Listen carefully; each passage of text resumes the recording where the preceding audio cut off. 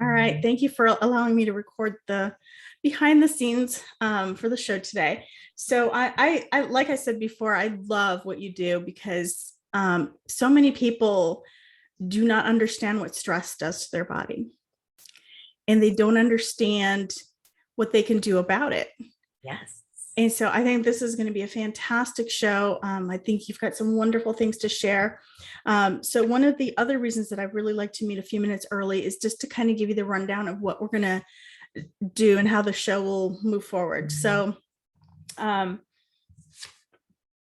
what I will do is introduce you, and I have your brief bio that I was going to read. And that's from the information that Stacy sent me. Okay. And then once I introduce you, I will ask you to maybe talk a little bit more about yourself. And so you can share as much or as little as you'd like. We do have a full hour. That's fantastic. So like I said, feel free to tell stories. And I like to give the feel as if we're having just a friendly conversation, like we're sitting over coffee and we're just having a lovely conversation, and I'm getting to know you. All right, great. Thank you. Wonderful. So once we do that part where you talk a little bit about yourself, I have the questions that you gave, and I'll be asking you those questions. But if there's something else that pops in your mind and you really want to share it, or you think it's beneficial, feel free to do so. And if you're okay with it, I will also come up with some questions of my own as we continue on this this journey this morning. So yeah. So the last question that I like to ask, I don't like to surprise people because I am not a fan of surprises personally. And so as a rule, I don't surprise people. So the last question that I like to ask is, what advice would you give yourself, your 20-year-old self?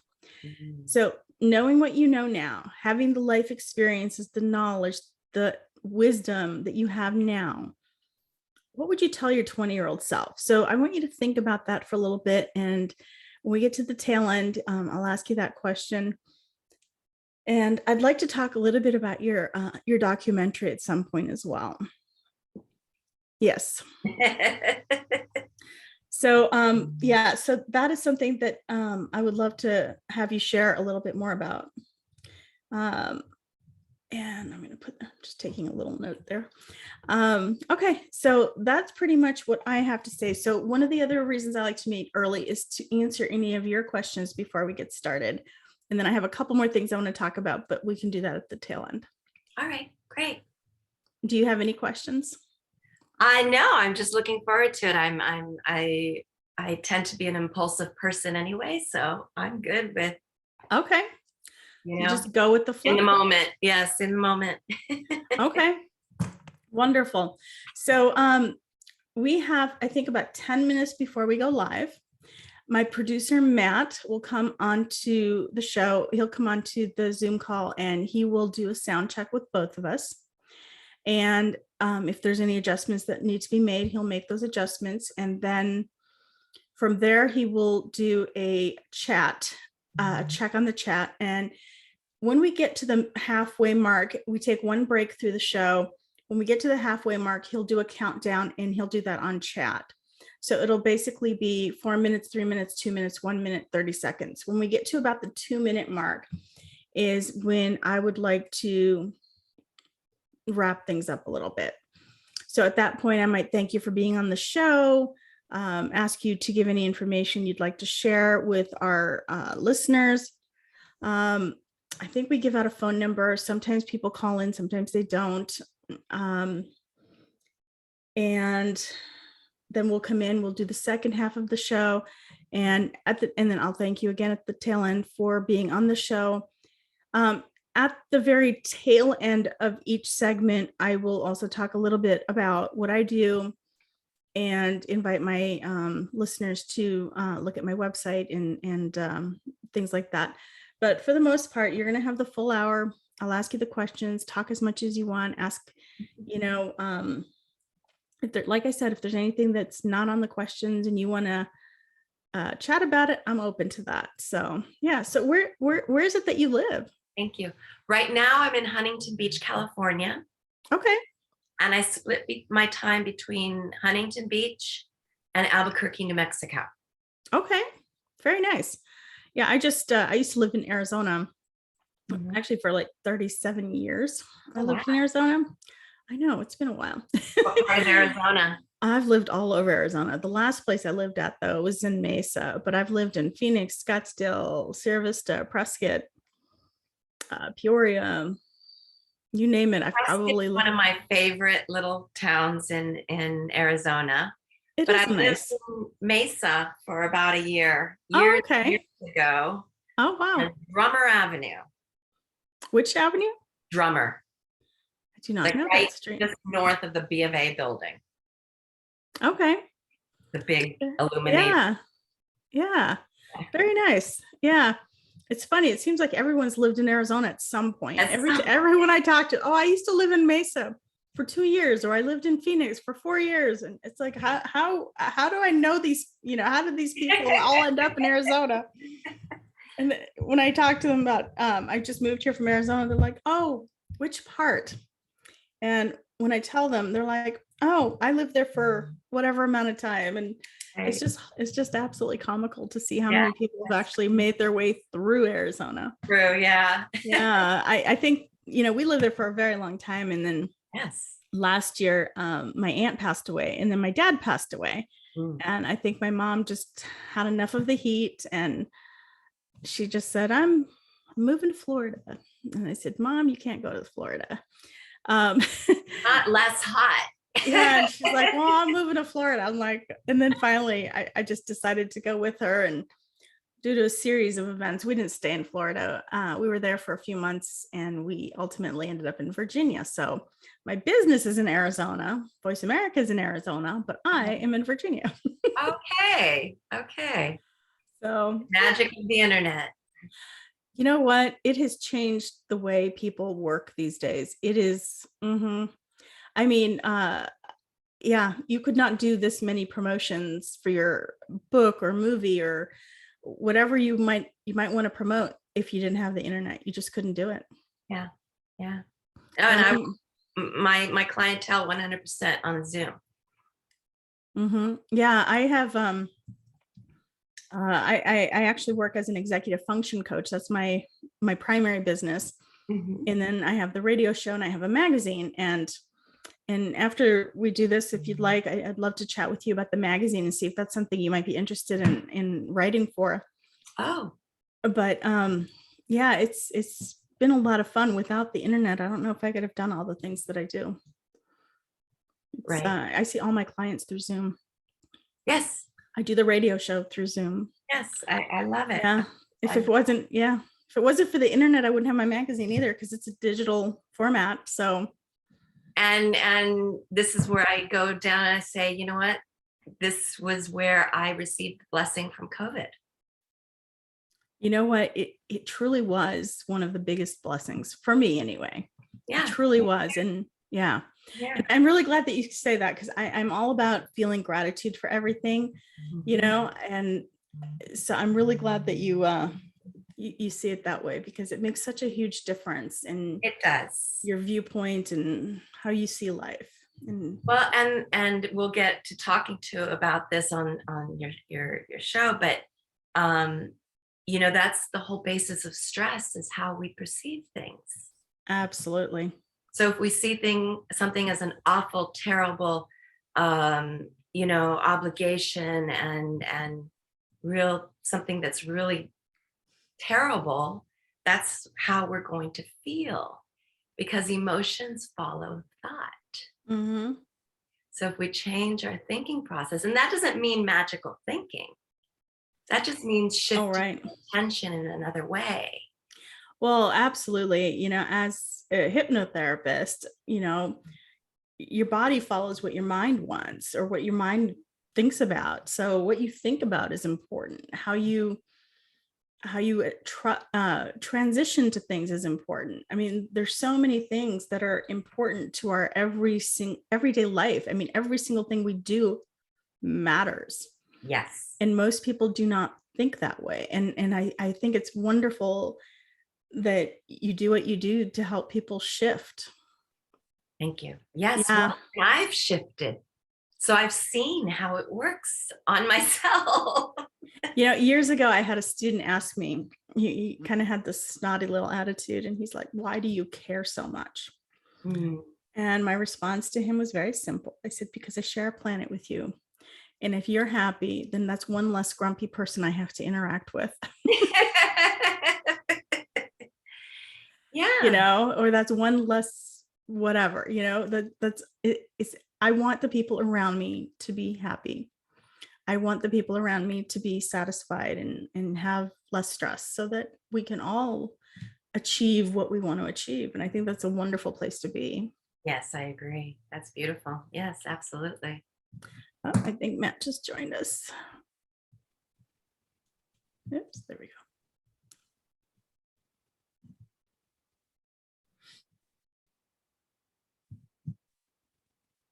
I don't know if you've been able to pick up on any of ambient sound at all.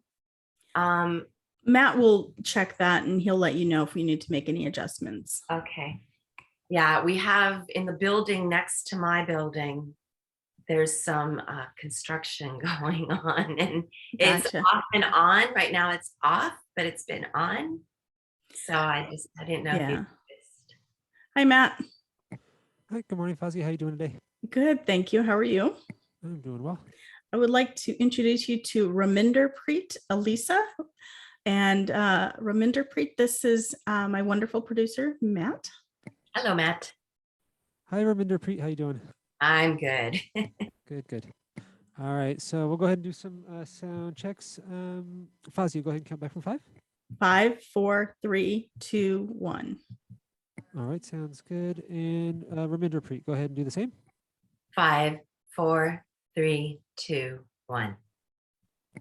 All right, sounds pretty good. Are you using Raminderpreet? Are you using an external mic hookup, or is it just the internal on your computer or webcam? Just the internal on my laptop. Apple. Okay. All right. Doesn't sound too bad. So I think we can go with this. The volume's good, and we can hear you well. So I think we're good to go on the sound. Great. All right. Thank you, Matt. And I think I heard you were talking about some background noise, but I definitely don't hear anything right now. So It's not going right now. oh, okay. All right. So looks like we're good. If we have about a minute and a half, and we'll get started. All right. Thanks, Matt.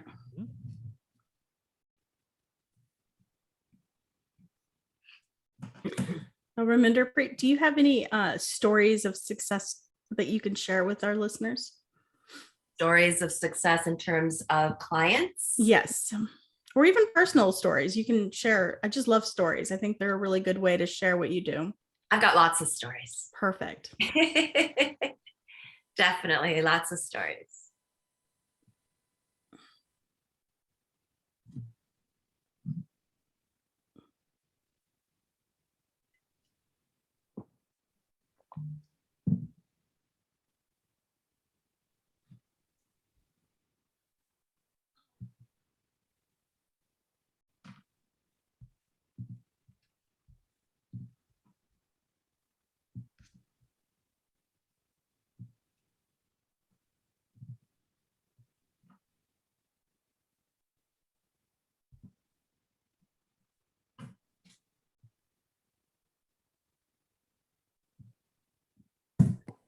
Seconds, so we'll get started. Thank you.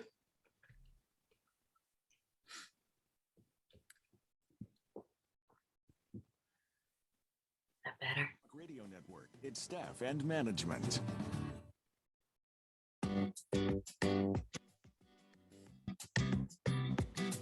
Welcome to Focus on Success with Fozzie Acosti. Our program is designed to help you with executive function challenges. Our guest experts offer perspective, experience, and ideas to improve different aspects of your life. Now, here is your host, Fozzie Acosti. Hi, welcome. This is Fazia Costi, and today I have an absolutely wonderful guest to share with you today. This is Raminderpreet Elisa. She is a certified yoga therapist and founder of the Life Skills Yoga program, where she teaches people how to find not just physical strength and resiliency, but emotional strength and resilience as well, guiding them toward their own empowerment. She has earned a master's degree in spiritual psychology from the University of Santa Monica and has worked in the Los Angeles area for quite some time now. Raminderpreet has produced the 2017 documentary, The Brain, the Body, Your Breath, The Science of Yoga Therapy, which won awards at both the Awareness Festival, the Awareness Film Festival, at LA Live, and the LA Underground Film Forum. Welcome, Raminderpreet. Hi, thank you. I am really looking forward to our conversation. I think this is going to be fantastic. I would love to start off with just having you share a little bit more about who you are. How did you get into yoga, and talk a little bit about that? So, yoga was never something I really sought out. I worked for many years after high school in the entertainment industry growing up in LA. I worked for film companies, TV companies, radio companies, and kind of felt, not so much fun anymore after a few years, and left the industry and jumped into a whole other industry of vocational rehab for about another 8 years. And then I got married and I got pregnant, and I decided, I wasn't really happy in my life in the things that I was doing in terms of career. And I didn't really know what I wanted to do, but I'd always loved dancing. So I'm like, you know what? I don't care. I'm 29 years old. Who cares?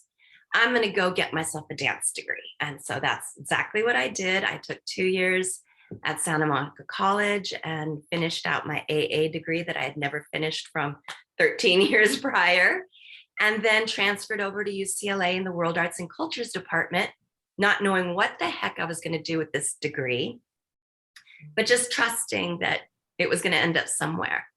And I ended up taking a yoga class at UCLA and immediately discovering the therapeutic qualities, and said, this is what I want to do.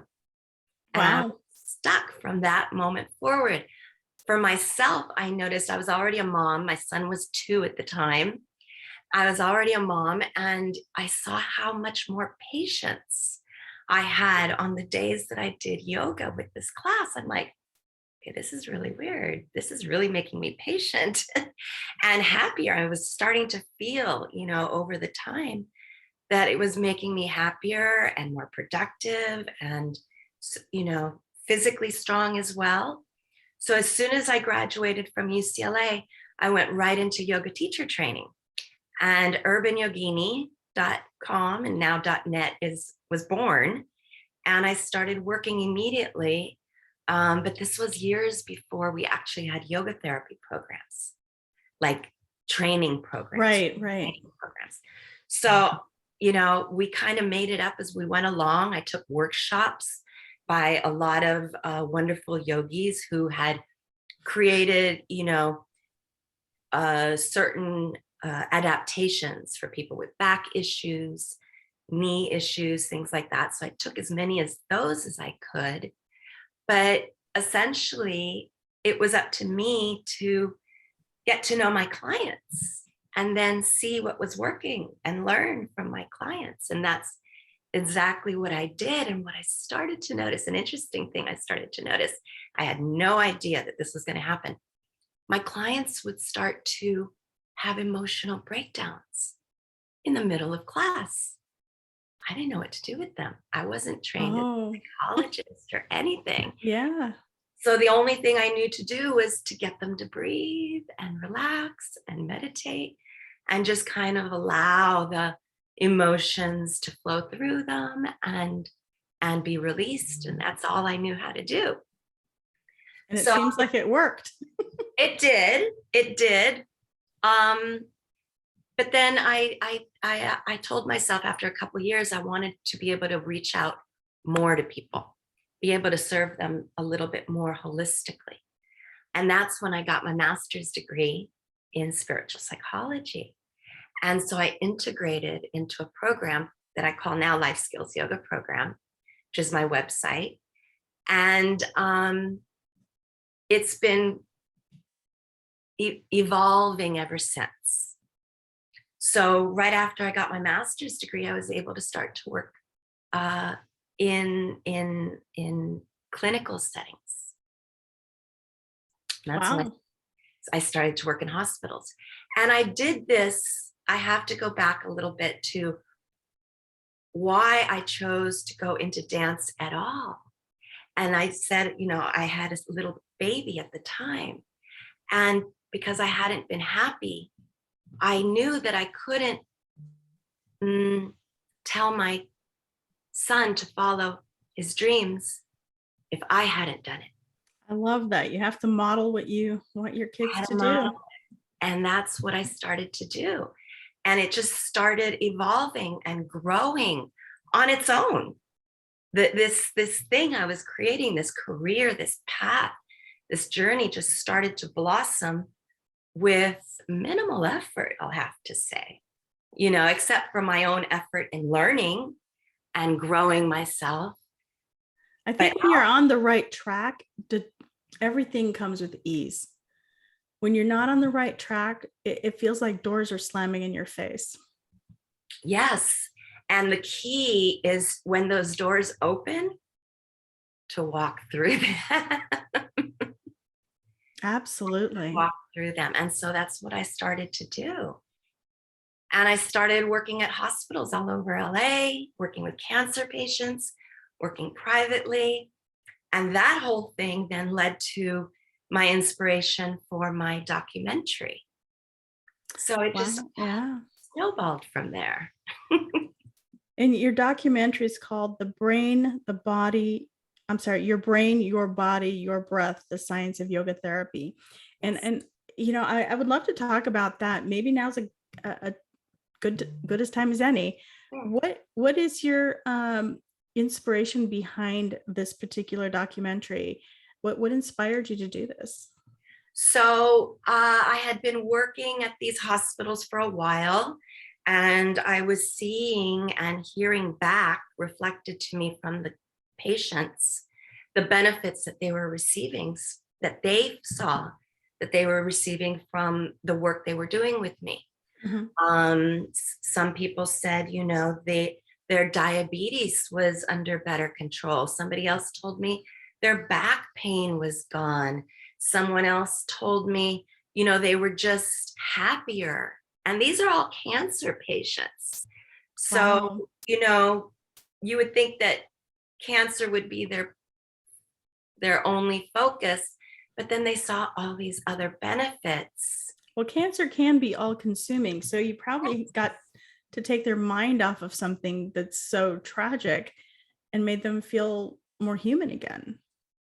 And I definitely that. And I think also because of the way that yoga works, it actually changes your brain chemistry. So that's what I believe started to happen, but I didn't know it at the time. And so I got really curious, what is happening in the body? What's happening in the brain while these people are doing this practice that's causing all these effects? I myself didn't understand it. So I started researching and talking to one of the hospitals I was working with about doing a research project on site. You know what I find interesting about yoga? You never hear about negative side effects. Never. It's always positive. So I love that aspect of it. Yes. And my film touches on a little bit of that. So yeah, once I started researching and considering to do my own research, I saw how much research there already was. Wow. I don't want to do the research anymore. That's a lot of work. Don't want to reinvent the wheel. It's already been done. Exactly. So I started contacting the people that had done various research projects or physicians who were using yoga as a therapy as a comprehensive, holistic plan in conjunction with other things for HIV, cardiovascular disease, digestive issues, respiratory issues, depression, anxiety, Alzheimer's, diabetes, cancer. I mean, I speak of all of that in Wow. Yeah, and even if somebody's not having health issues, it's a really great way of maintaining that wonderful state of mind, that wonderful health that you have already. Exactly, because when you do the practice, you are creating movement of energy in the body that creates balance, which is what we all need, right? Balance, not too much of one thing, too much of another. It creates balance, and the body, it's going to the body's innate wisdom, right? Yeah, I love that. When you cut yourself, the body immediately sends its little soldiers to the site to clot the blood flow, to start to heal and mend and stitch the skin back together, and creates a scab. And after a while, that scab breaks off, everything's healed. Yeah, it's a temporary seal. That's right. That's our own innate immune system coming. And so what yoga does is it generates a balance in that innate ability of the system to heal itself. I love it. I absolutely love it. And your documentary sounds absolutely wonderful. And you've won awards for this particular documentary. Where could somebody go see this documentary if that's something they were interested in doing? So right now, the film is a component of my Life Skills Yoga program, the signature program that I offer. And so if you sign up for the program, obviously you'll get a screening of the film. Aside from that, I offer to people who email me, I will send you the link with the password. And so if somebody goes to your website, can they email you that way? You go to my website, go to the resources page where the trailer for my film is. And right underneath the trailer is my email address, raminderpreet@urbanyogini.net. It's right there. And you just contact me and I can send that to you. Wonderful. Thank you for sharing that with our listeners. Absolutely. And I also know that if they go to your website, lifeskillsyogaprogram.com, there's other free resources as well.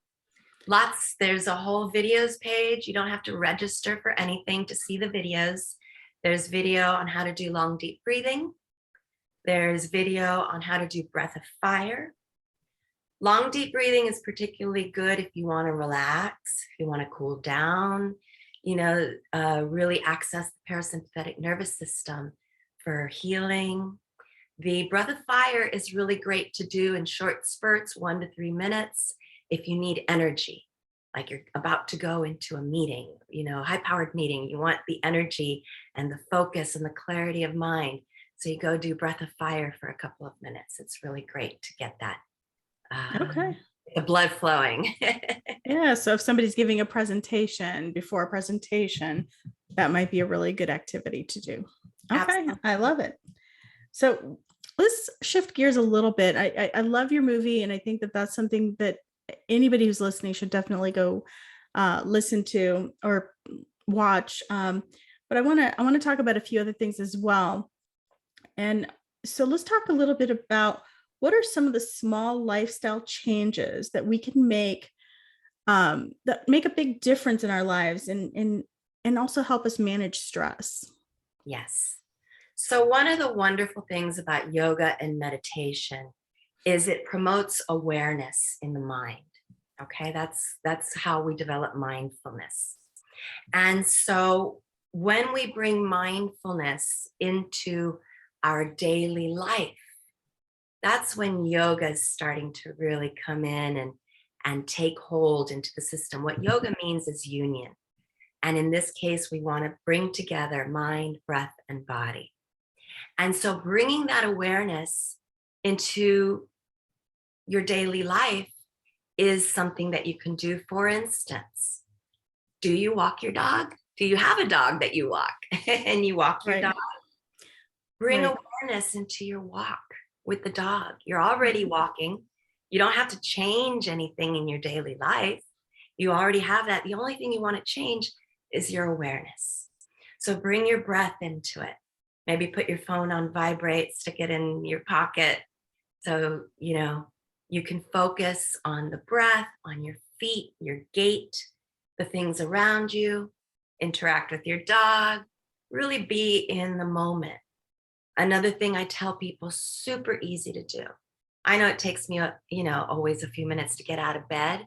Mhm. So before I even get out of bed, I start to do long, deep breathing and just some gentle stretches. I hug my knees. I do a cat stretch, whatever it is, whatever I feel like doing in that moment that I feel like my body wants and needs. And that helps to wake your brain up, get the blood flowing, get the oxygen moving through the body, and kind of sets you for success through your morning. Little things like that. Even doing service. That's karma yoga. So explain that. Tell us a little bit more about what that means. So there's different branches of yoga, and the one everybody knows most familiar is hatha yoga, which is with the asanas, the movements, and the breath, and the focus. But there's karma yoga, and what karma yoga is bringing into your awareness when you're in service to others. Tremendously healing. I know I used to break up with guys in the past, and when I'd break up with somebody or they'd break up with me, I'd go volunteer for an organization because it made me feel better. I did it for myself. It was healing me. I was serving others, but it was really healing me as well. And so it was a win-win for everybody involved. So I always tell people, you may not want to do asana yoga every day, but you can do different forms of yoga. Do you read inspirational books? Maybe you like Walden.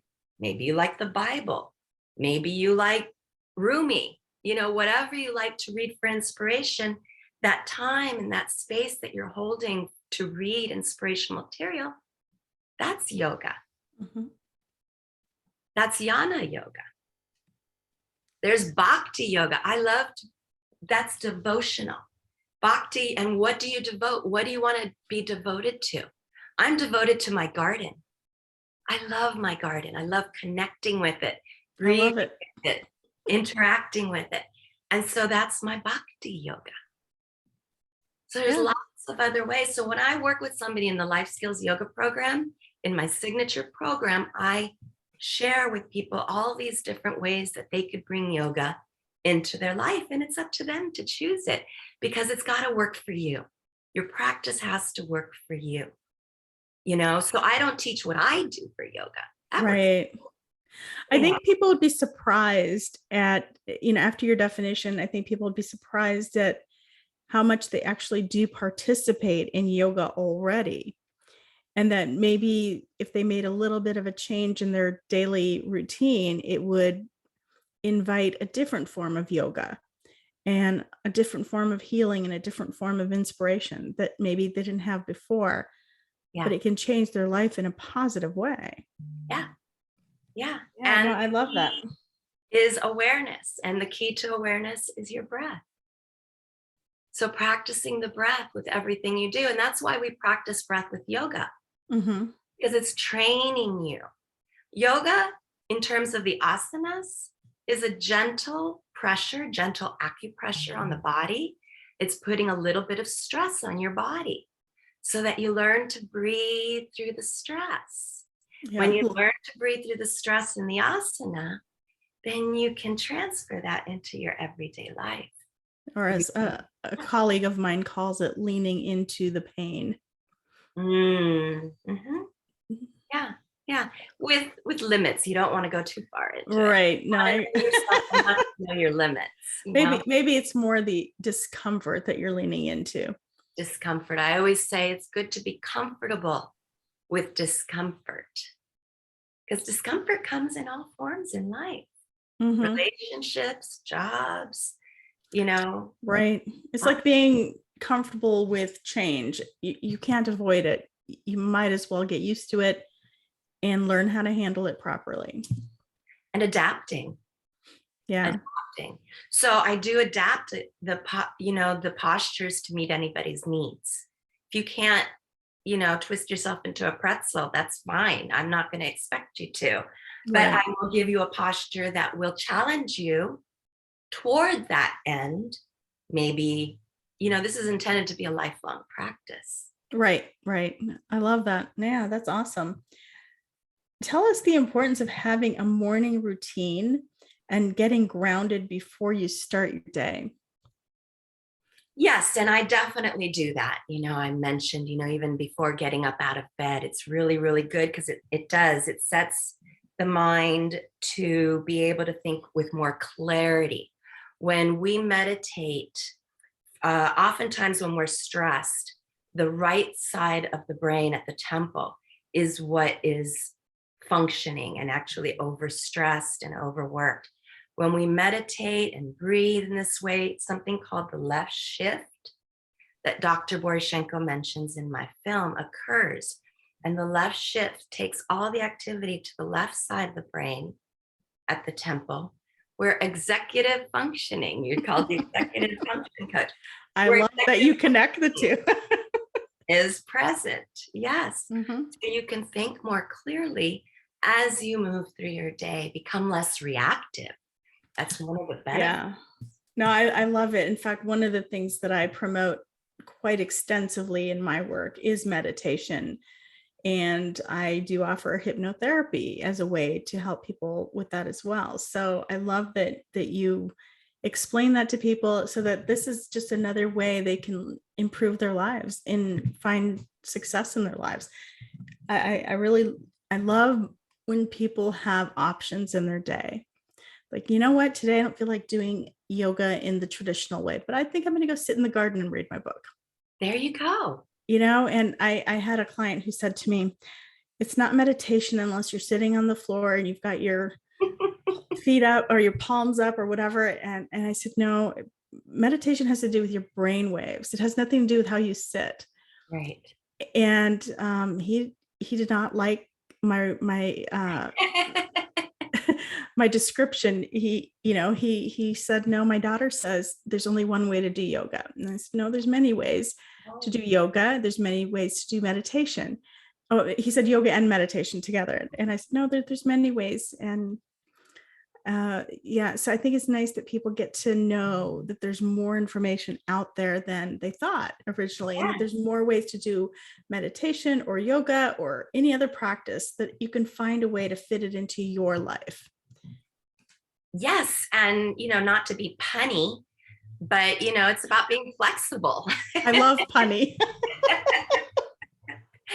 It's, learning to be flexible. We do learn to be flexible physically, but when, that also expresses itself in our mental, emotional ways that we can adapt to life around us. So if we can adapt the posture to our body so that we still grow and stretch from it, then we can also adapt the mind and start to observe, because so much of yoga is about observing the mind, not so much trying to make it quiet, although that can come with time. Initially, monkey mind is really amazing, and it's got a lot of power because it's had our whole lives in control of us. And so when we start to come in to the mind and start to say, no, you're not going to think that, and start to reel the mind in. I always say, rein it into the breath, bring it back to the breath, train the mind to focus on the breath. This is the training of mindfulness. And when you do that, then again, it reflects out in your daily life. And you can start to become aware of when you're in thoughts that don't serve you in the moment. And then you can make a choice. Well, I don't like how that feels. Or thoughts that don't serve you at all. how can I reframe this? Mhm. So from my perspective, I know that this practice has done so much for me personally. I came from a very, disrupted childhood, an abusive home.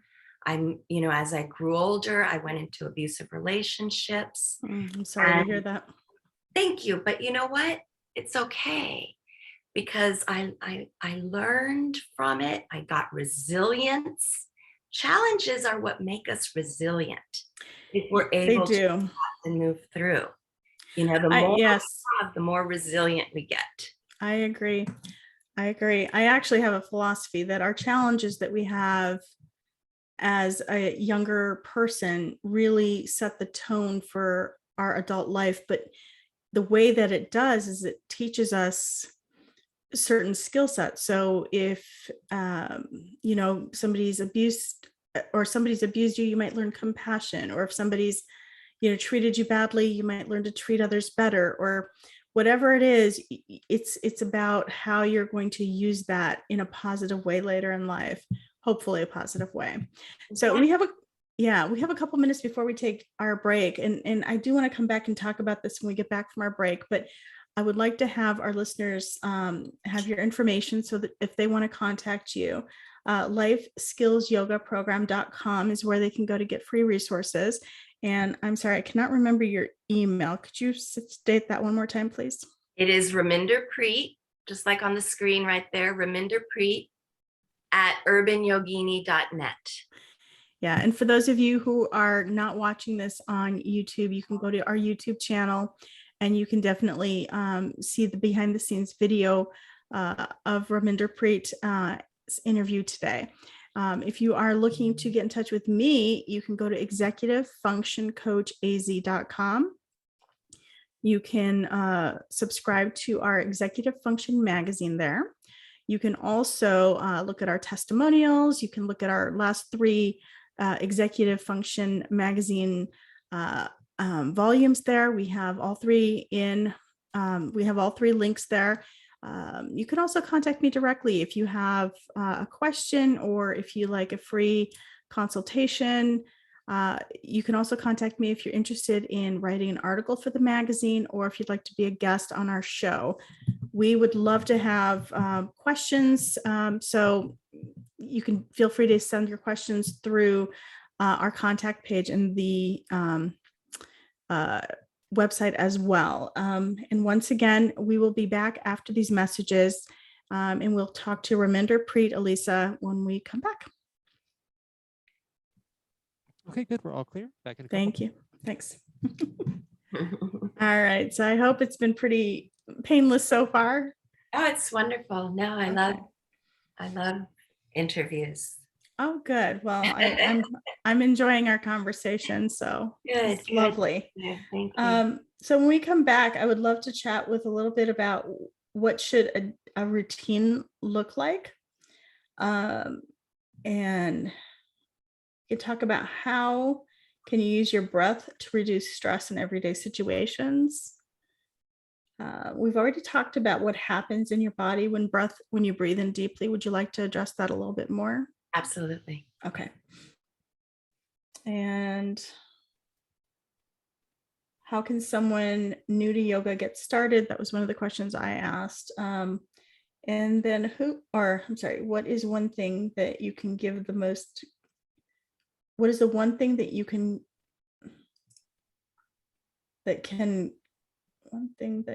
give you the most control over your stress? And if we have some time, I'd love to see some success stories. So does that sound like a pretty good second half? Okay.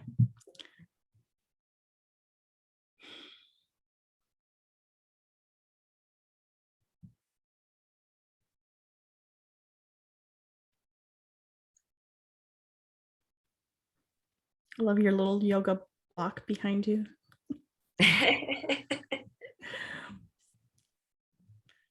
Yeah, I think I had a set of pink ones for years. So I'm looking at that going, mine weren't pink, or mine were pink. They weren't multicolored. So. I have all colors. I've got a whole bag full of them for when I do workshops. Oh, nice. Very nice.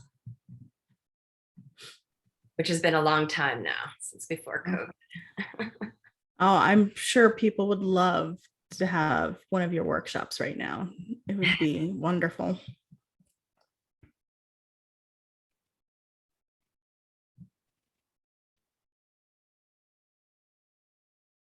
You know what? My daughter has that exact same cup. Coca-Cola. Yes. In fact, sorry, I'm like, I have that cup.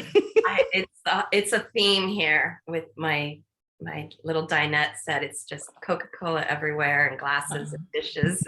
Oh. It's over the top, but it's fun. Oh, that is fun.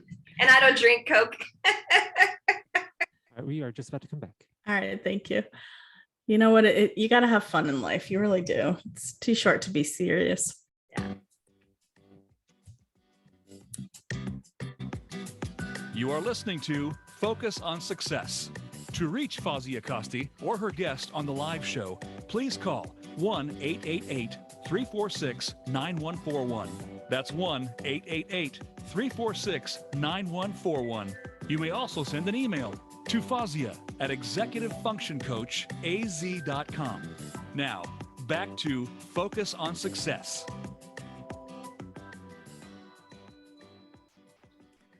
Hi, welcome back. I'm Fawzia Costi, and today we are talking to Raminderpreet Elisa, certified yoga therapist and founder of the Life Skills Yoga program.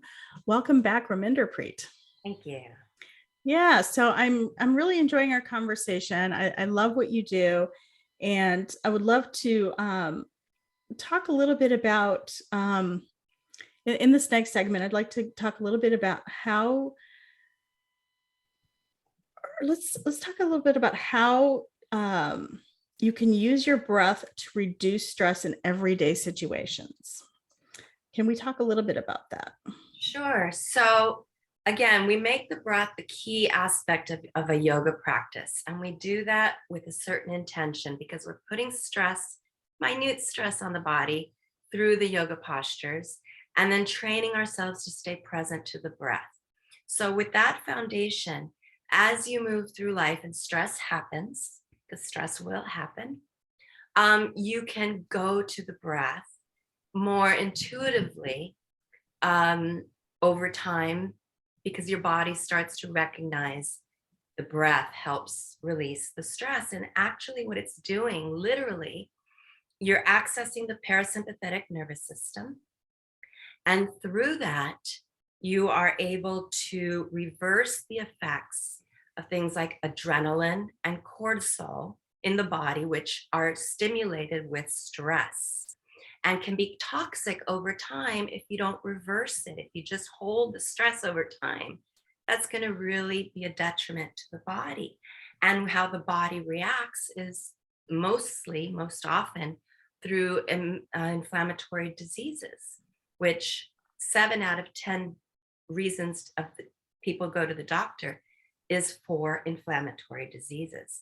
So if we can reduce that, I did not know that. Yeah, it would really relieve the hospitals and the doctors' offices, right? And help relieve some of that insurance, all that insurance and pills and medicines, if you're able to reverse those symptoms, which by accessing the parasympathetic nervous system and breathing is exactly what you do, because you start to instead produce endorphins and GABA and other types of proteins in the body that help stimulate the immune system, that strengthen the respiratory system, the endocrine system. I mean, all the systems of the body. The list goes on, yeah. The list goes on, and therefore all the organs as well will benefit. Wow, thank you for sharing that. So if someone has never done yoga before, how could they get started? What is a good starting point? A good starting point is a, beginner's course, first of all. I would, from my perspective and the way I teach, I do chair yoga class on my website. And I also do an all levels yoga class. But however, through this class, I give adaptations for all levels. So if you're a very, very beginner, I'll give the option for you If you're more advanced, I'll give the option for you. And then listening to your body and, really starting simple. I wouldn't go gung ho because it's easy to, get overloaded and then pull all the way back. I've seen it many, many times. People go, oh, this is great. This is great. They go every day. And then they burn out on it and they pull back and, may or may not go back. So start small and start with the breath. The breath is key. Gotcha. How often would you recommend somebody go participate in yoga if they were doing it at a beginner level? Do it when that works for you in your life and your schedule. Be kind to yourself. Yes, doing it more, the more often you do it will benefit you more. But even if it's just once a week, that's fantastic. Start somewhere that works for you, because you want to be able to stick with it over time. And, it's real easy for me to come and say, oh, do it every day. But I've been doing it for more than 20 years. So right. I have a different relationship to it than somebody just starting. And the last thing you want to do is start to feel guilty or undue stress because you didn't make your class when you committed to 5 days a week just starting out. So, baby steps, I always tell people, baby steps, do something that works for you, something that's going to be realistic in your life with your lifestyle. Maybe doing it online is the best for you. Maybe you have a studio right across the street where you live that's really convenient for you to get to. Doing things so that you set yourself up for success and whatever that means to you. Oh, I love it. Thank you for sharing that. Would you mind sharing some of the success stories that you've had, like stories of clients who maybe you've met at the hospital or maybe in your practice? I'd love to hear those. The woman that comes straight out of mind, first of all, is a woman that I met at one of the hospitals where I worked. She was at the time 73 years old, and she had in the past breast cancer. And she went through chemo and all of that, and she came out with no breast cancer. And then a few years later, they discovered that it had come back and it had metastasized to her bones. And they basically told her, go home and, get your affairs in order. And she basically said no. And she didn't know how to use the internet. So she asked her son to get her information on alternative methods for healing. And so she started to look up how to get, into healthy eating. She started walking every day.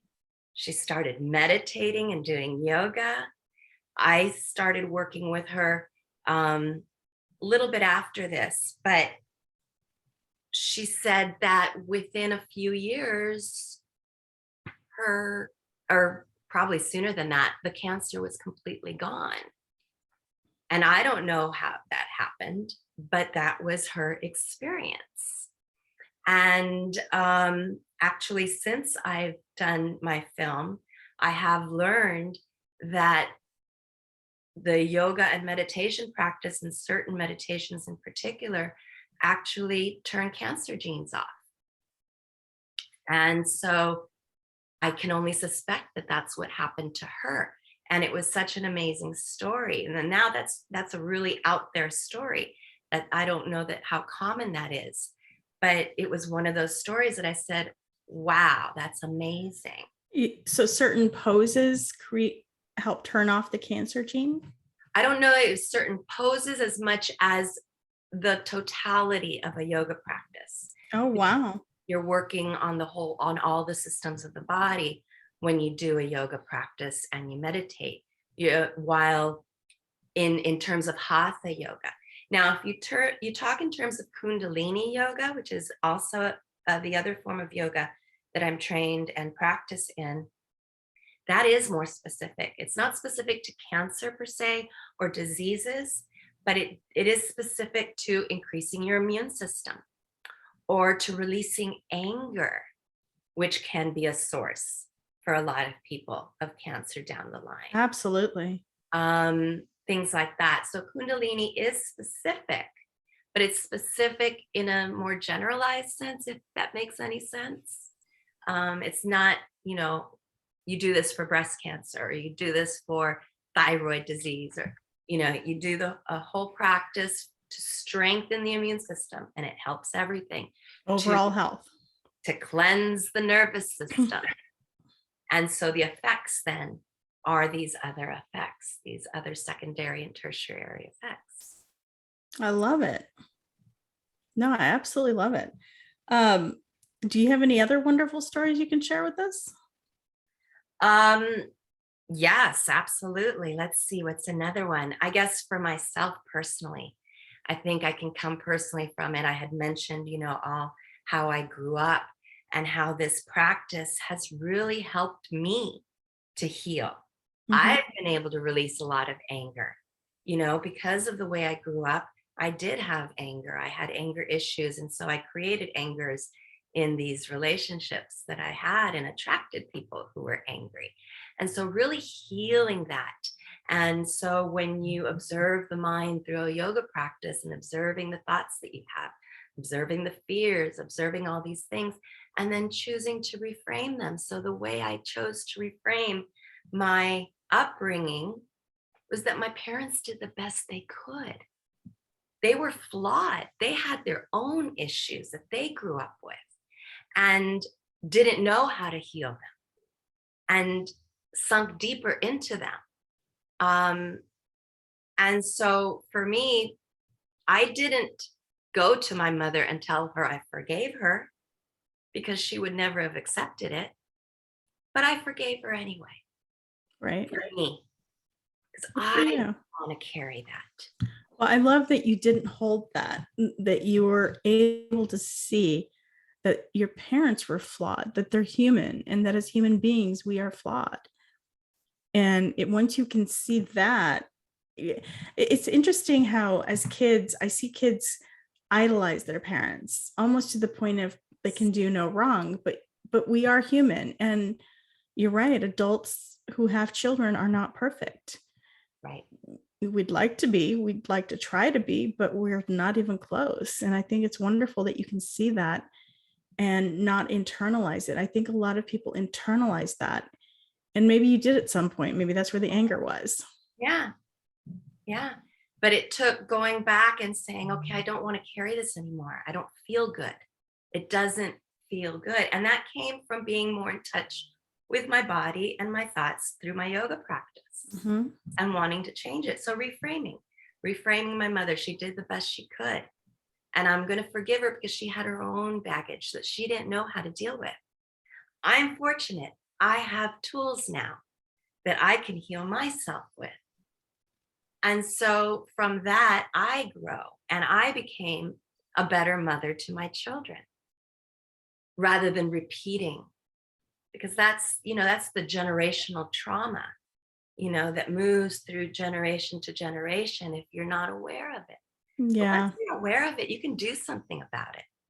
Yeah. You're not sentenced to a life of this. I love it. I love it.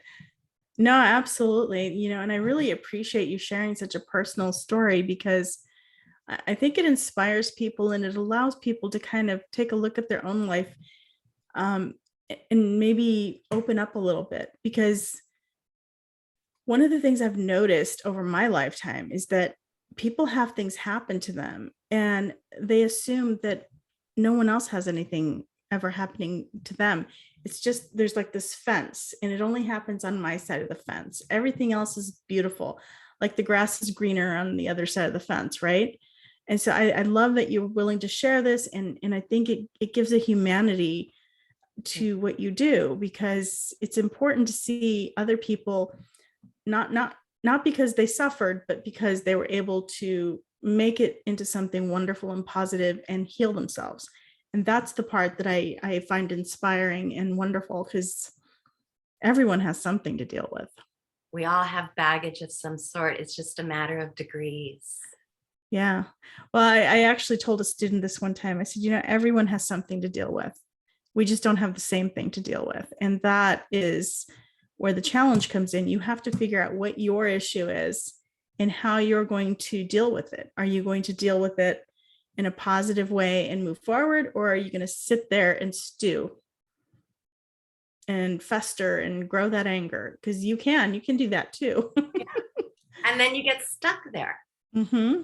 And then, you start to see other things not working out in your life, which is what I started to see. I started to see I was getting into bad relationships. But those were not meant for you, because I don't know if I truly believe when you're on the right path, yes, doors open. The opportunities are all right there in front of you. But when you're on the wrong path, those doors just keep slamming in your face. Yeah. It's like, no, this is not where you're meant to be. And you have to figure that out. And when you are able to see that and you can figure out, you walk that path a little bit more easily. And I always say your emotions are your GPS. Mm-hmm. So if you're feeling bad or unhappy about something, that's your guidance system telling you to shift in another direction. Exactly. That's our guidance system. It's given to us. That's our, Yeah. It's such a wonderful blessing to have these emotions. And rather than reacting to them, responding to them. Oh, I love it. Yeah, you and I are on the same path there. I love it because we sometimes we react, and we shouldn't be reacting. We should be able to take a step back and analyze the situation and then respond. There's a huge difference between reacting and responding. Yes. And reacting, generally speaking, when we react to something, it doesn't make us feel good afterwards.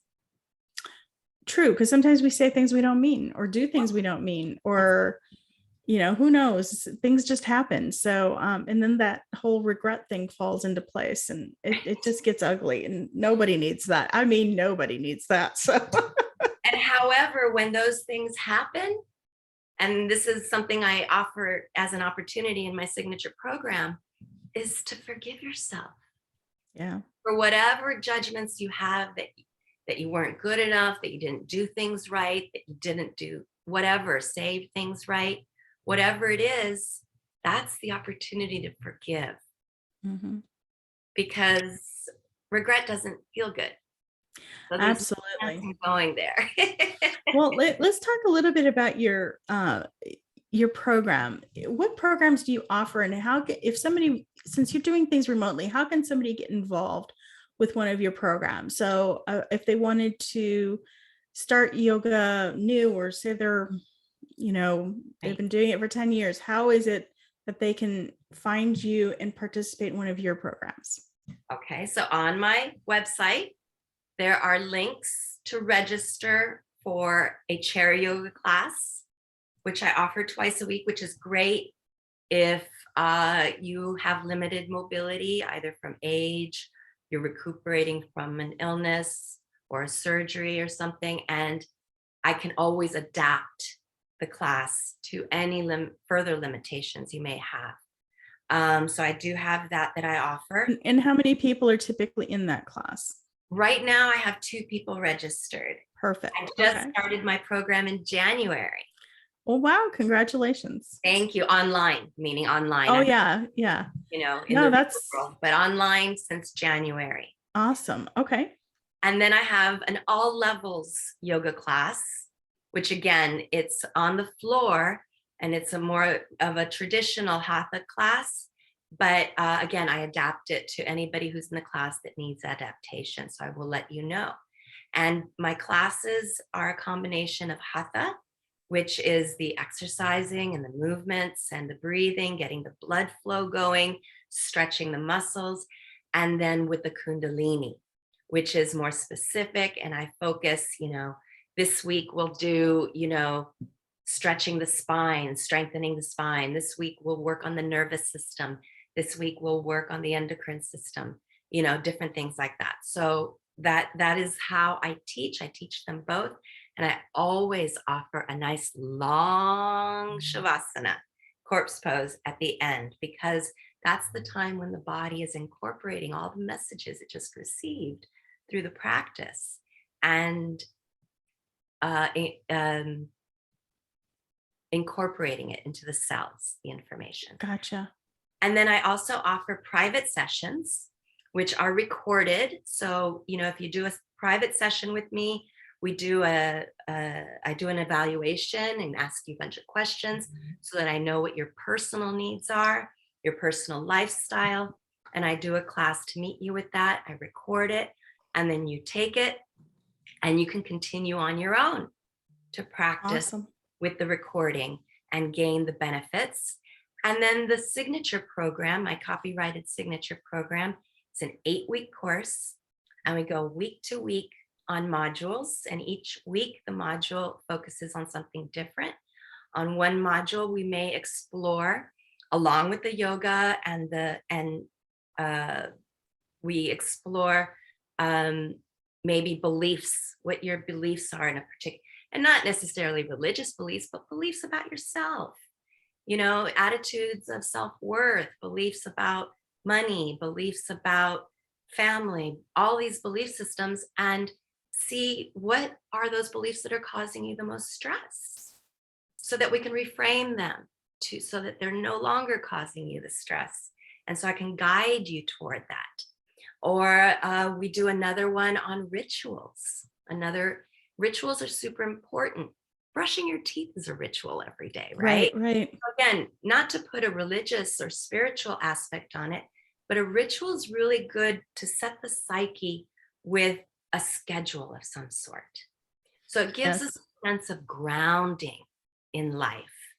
And you can choose your own ritual. You create your own ritual.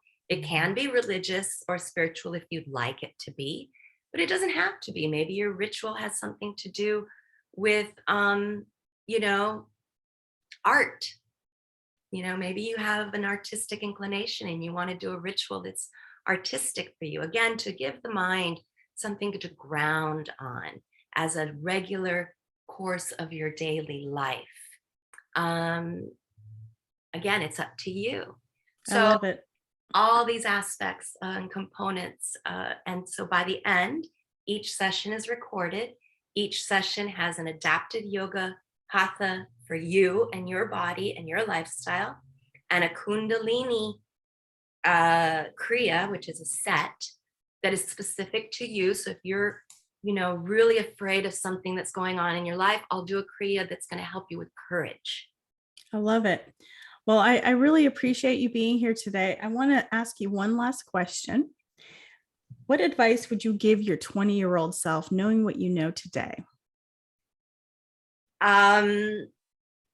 Stick with your goals. Look inside and know that you have good guidance from within. Listen to it, trust it. Don't question it.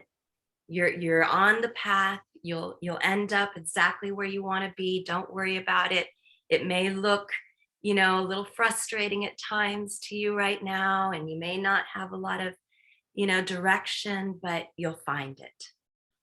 Yeah, thank you. I appreciate that very much. You have been an absolute joy to talk to today. I would like to give your information out one more time. So if you are looking to get in touch with Raminderpreet Elisa, you can go to her website, lifeskillsyogaprogram.com. And would you like to give out your email again, please? Yes, it's Raminderpreet, RAMINDERPREET @urbanyogini.net. And if you go to my website, to the resources page, there's a trailer for my film there.